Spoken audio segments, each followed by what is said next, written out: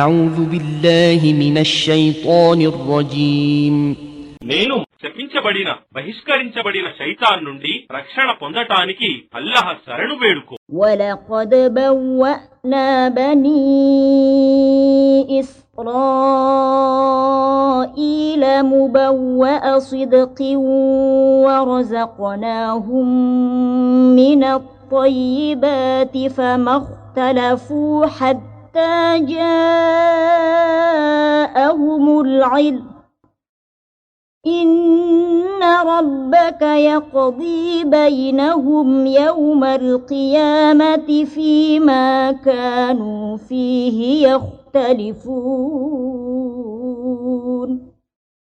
మరియు వాస్తవానికి మేము ఇశ్రాయేల్ సంతతి వారికి ఉండటానికి మంచి స్థానాన్ని ఇచ్చి వారికి ఉత్తమ జీవనోపాధిని ప్రసాదించాము.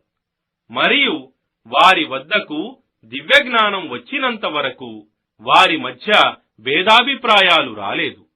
నిశ్చయంగా నీ ప్రభువు పునరుత్థాన దినమున వారి మధ్య ఉన్న భేదాభిప్రాయాలను గురించి తీర్పు చేస్తాడు.